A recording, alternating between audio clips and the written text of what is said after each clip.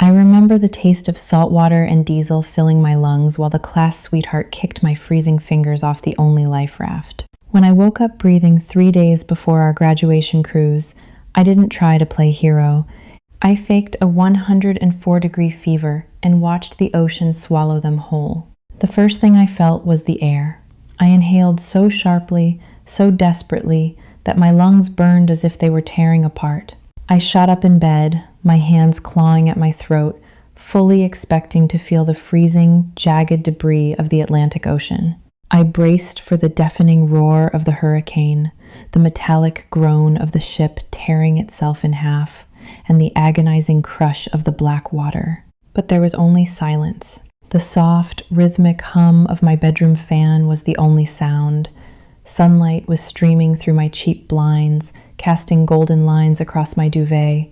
I was completely dry. I was in my room. I scrambled for my phone on the nightstand, my hands shaking so violently I dropped it twice. When the screen finally lit up, the date glared back at me, May 14th.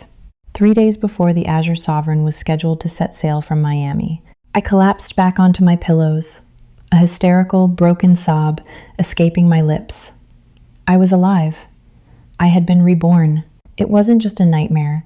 The phantom ache in my knuckles where Valerie Hastings had stomped her custom designer boots was too real. The memory of her perfectly manicured hands prying my desperate grip off the edge of the overloaded life raft was burned into my soul. "Sorry, Madison," she had sneered over the roar of the wind, her voice eerily calm as the waves crested behind her.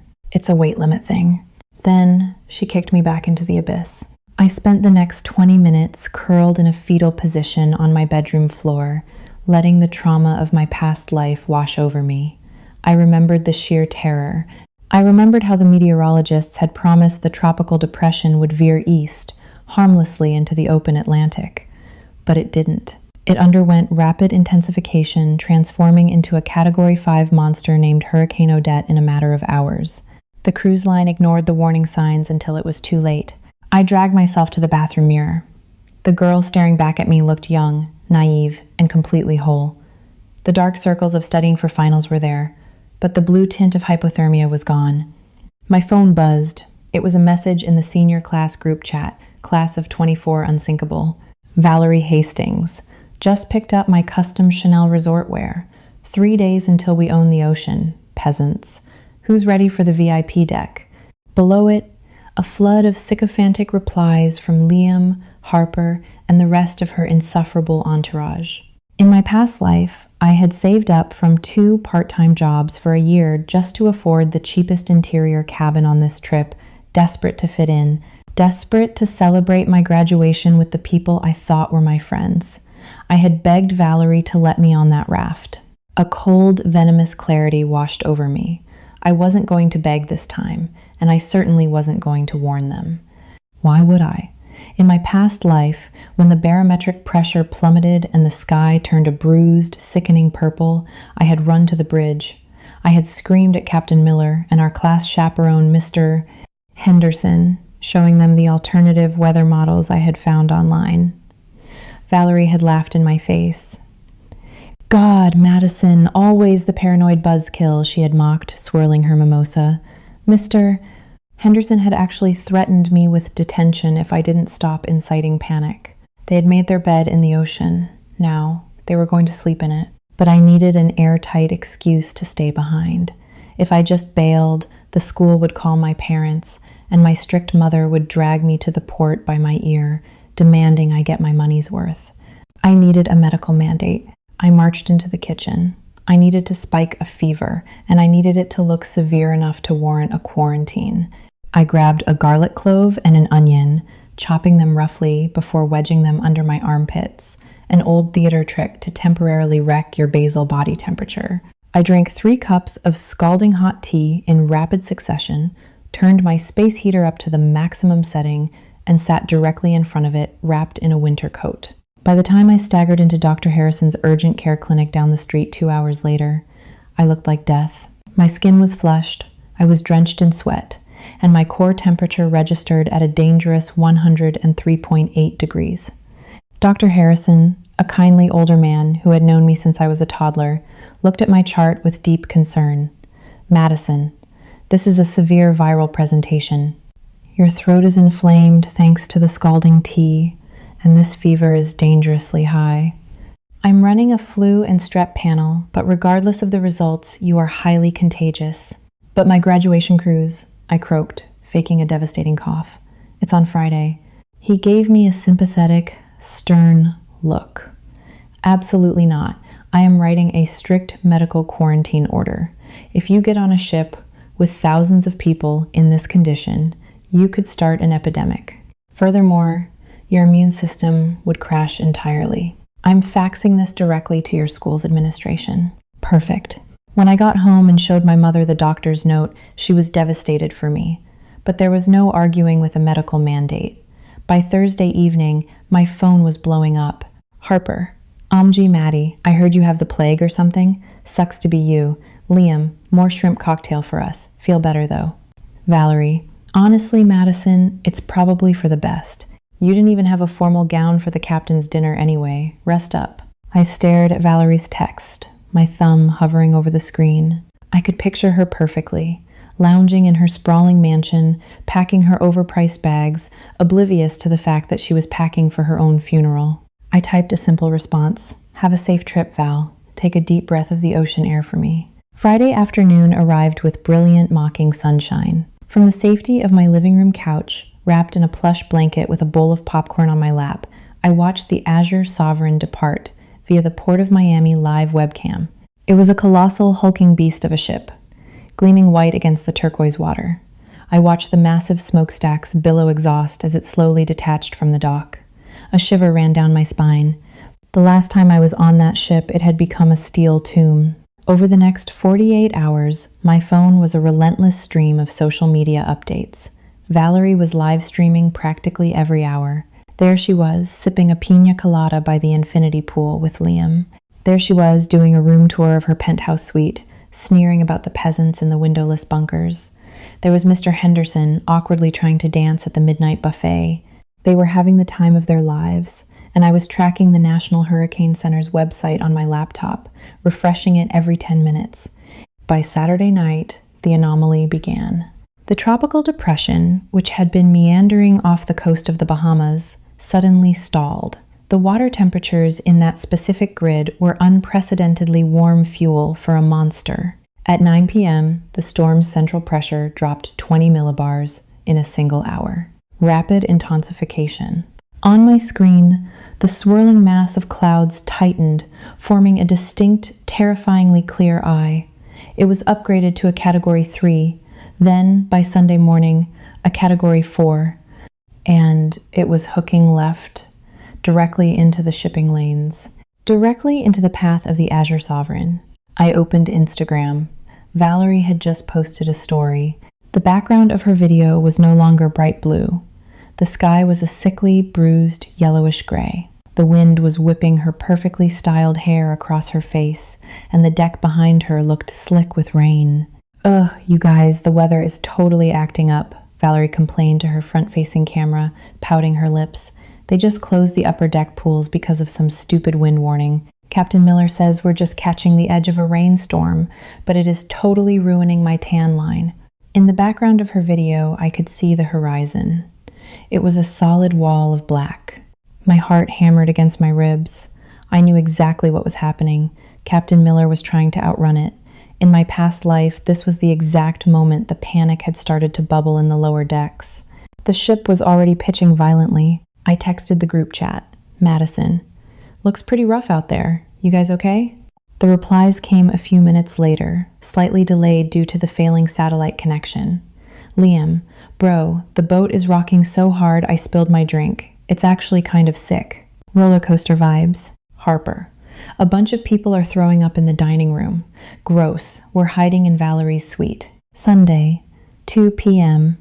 The hurricane was now officially a Category 5. Winds at 165 miles per hour.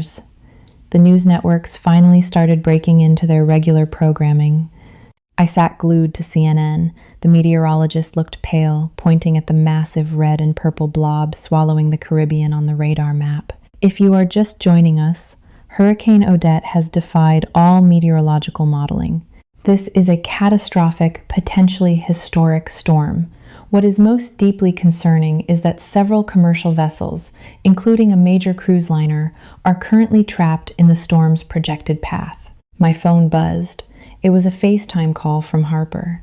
I accepted it. The connection was incredibly pixelated, freezing every few seconds. Harper's face filled the screen. She wasn't laughing anymore. She looked terrified. "Maddie?" She shrieked over a deafening mechanical groaning sound in the background. "Maddie, are you seeing the news on land? They cut our cabin TVs." "I'm seeing it," I said softly, keeping my face entirely neutral. The camera shook violently, and Harper dropped the phone. When she picked it back up, Valerie was in the frame, her mascara smeared down her cheeks. The haughty arrogance was entirely gone, replaced by a primal, pathetic panic. "Madison!" Valerie screamed. "My dad! Call my dad! Tell him to send a helicopter! The captain just ordered everyone below deck. They're locking the exterior doors. The waves are hitting the windows of the 5th deck." I looked at her. I looked at the girl who had calmly peeled my freezing, dying fingers off a life raft so she could have more legroom. "Valerie," I said, my voice steady, cutting through the chaos on her end. "Helicopters can't fly in 160-mile-per-hour winds. Nobody is coming for you." "What are you talking about?" she shrieked, the feed stuttering wildly. Behind her, the luxury suite was a mess. A heavy lamp smashed into the wall as the ship took a violent roll to the port side. I could hear thousands of people screaming through the walls of her cabin. "I told you all," I whispered, leaning closer to the camera, my eyes locking onto hers through the digital static.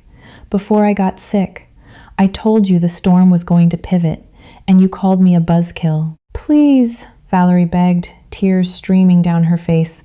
"Madison, please, it's taking on water. The lower decks are flooding." "I know," I thought. "I remember how cold that water is." "I guess it's a weight limit thing," I said coldly.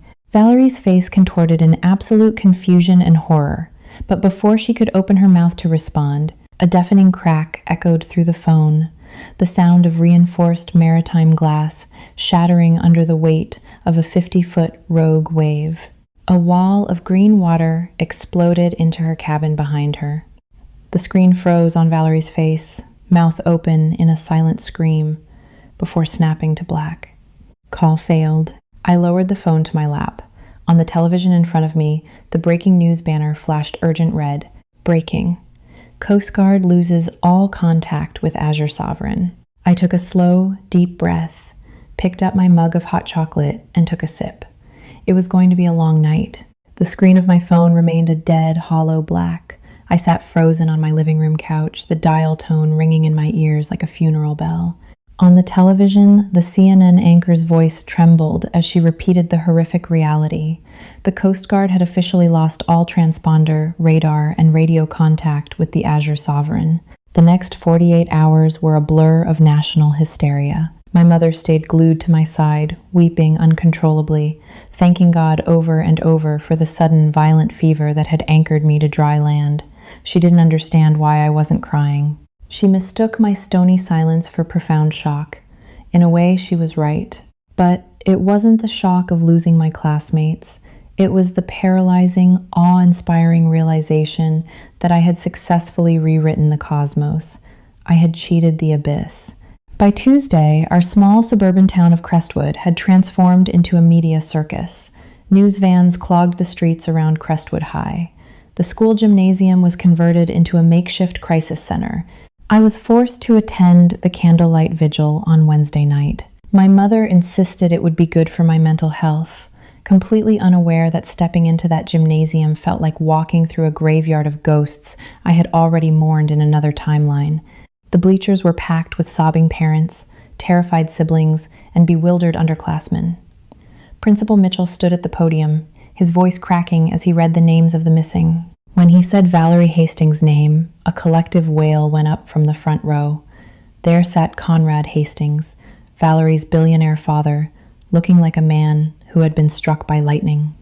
But he couldn't buy the Atlantic Ocean. He had chartered 3 private Sikorsky helicopters and a team of deep-sea marine salvage experts, screaming at federal officials on national television that the Coast Guard was incompetent. I watched him weep into his wife's shoulder. Part of me, the human, empathetic part, felt a twinge of pity for the grieving parents. But whenever that pity threatened to surface, the phantom sensation of freezing salt water invading my lungs would snap me back to reality. I looked at the giant, smiling portrait of Valerie set up near the altar. She looked angelic, perfect. The town's golden girl. They didn't know the monster hiding behind that designer smile. They didn't know she would step on their necks to keep her own head above water. By Thursday, the storm finally broke, dissipating over the North Atlantic. The ocean smoothed into a deceptive, sparkling glass. The search and rescue operation officially commenced, covering a grid the size of Texas. I spent my days refreshing maritime tracking forums and listening to encrypted Coast Guard radio frequencies online. I knew exactly where the ship had gone down in my past life, approximately 200 miles east of the Bahamas, right along the edge of the Puerto Rico Trench. But the butterfly effect of my absence had altered micro-decisions. Perhaps Captain Miller had taken a slightly different heading without my frantic warnings. On day 6, they found the first piece of debris. It was a white, shattered fiberglass lifeboat casing bearing the Azure Sovereign's logo, bobbing aimlessly in a patch of oil-slicked water. Over the next few hours, the grim discoveries multiplied. Deck chairs, shredded life vests, a waterlogged grand piano from the main atrium floating on a patch of debris. I sat in my darkened bedroom, watching the helicopter footage of the debris field. The ocean was a merciless eraser. It didn't care about Valerie's trust fund or Liam's athletic scholarships. It reduced everything to flotsam. Then, on day 8, a miracle occurred. Or, at least, the media called it one. A Coast Guard cutter located a heavily damaged, semi-inflated life raft adrift 50 miles from the main debris field. Inside were 11 survivors, emaciated, severely dehydrated, and suffering from acute exposure, but alive. My heart hammered in my chest as I watched the live feed of the survivors being airlifted to a hospital in Miami. I scanned the pixelated thermal camera footage for a glimpse of blonde hair, for Liam's broad shoulders, for Harper's distinctive frame. None of them were from Crestwood High. They were mostly the ship's engine crew and a few older tourists who had been on the lower decks and close to the emergency exits when the hull breached. The Crestwood seniors, VIP ticket holders, had been at the absolute top of the ship in the luxury suites, the farthest possible point from the lifeboats when the catastrophic roll occurred. The official death toll was finalized 2 weeks later, 2,941 dead.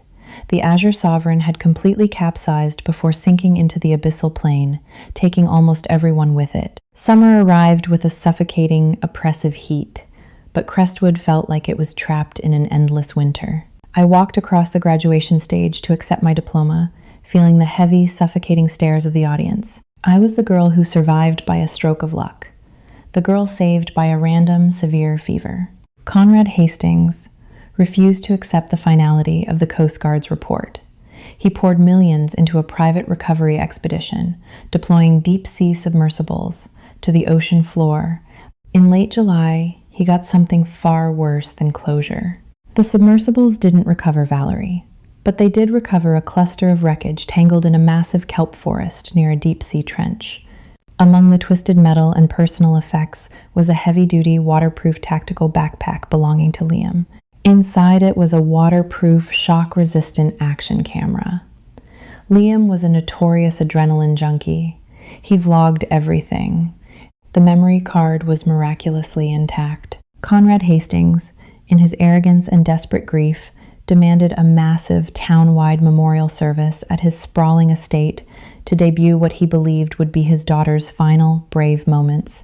He invited the press. He invited the governor.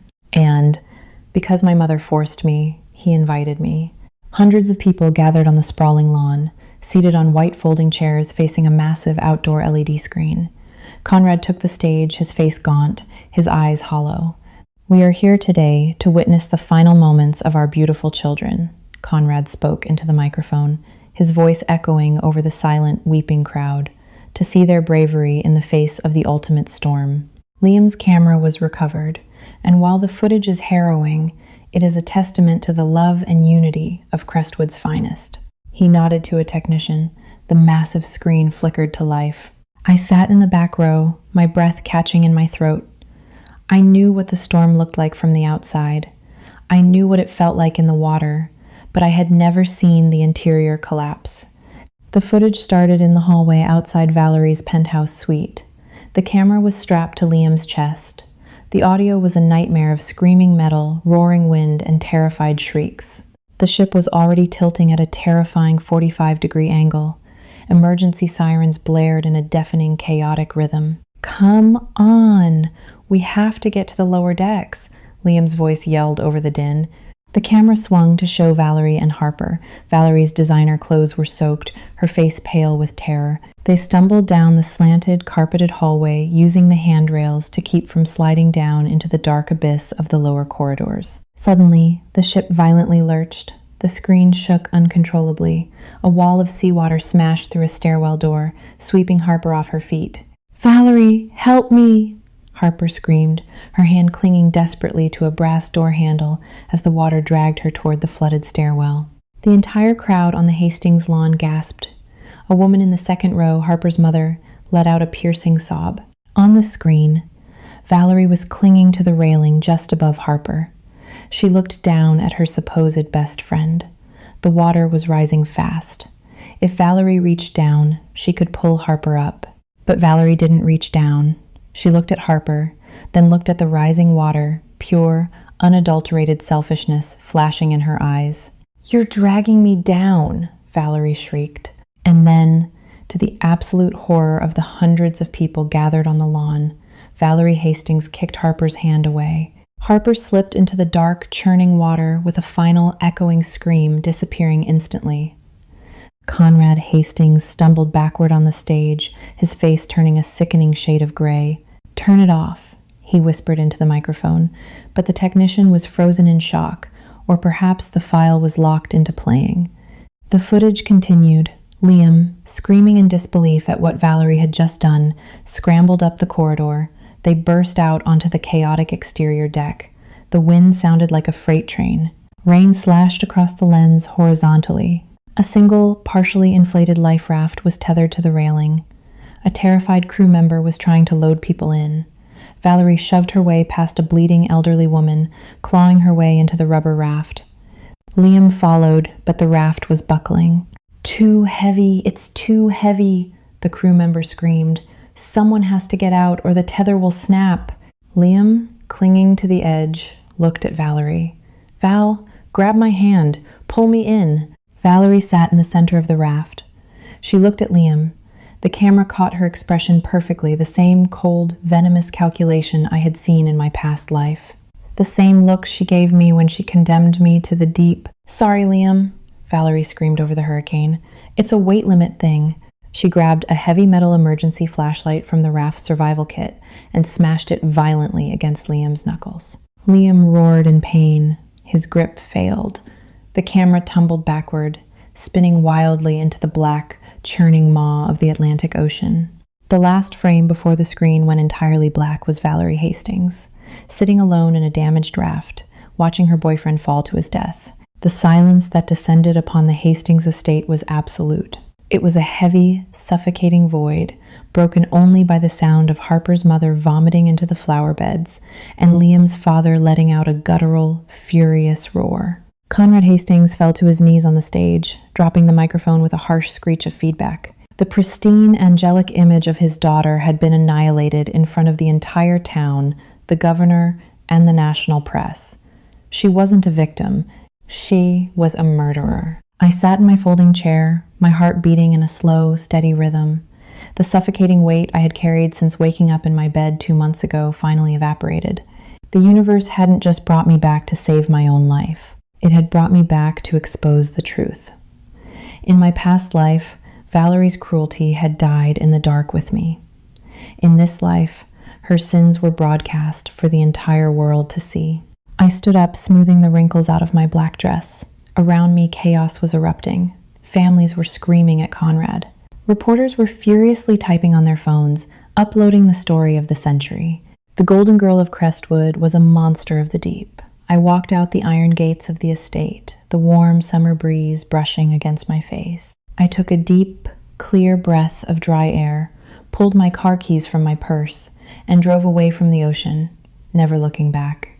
The universe balanced the scales, paying her back with the exact brutal indifference she showed me. I was finally, truly free forever.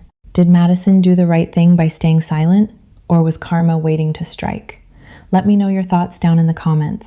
If this story got your blood pumping, please hit that like button, share this video with your friends, and subscribe to our channel for more exciting, dramatic rebirth stories just like this one. Always remember to tap the notification bell so you never miss out on our next dark and twisty real-life tale.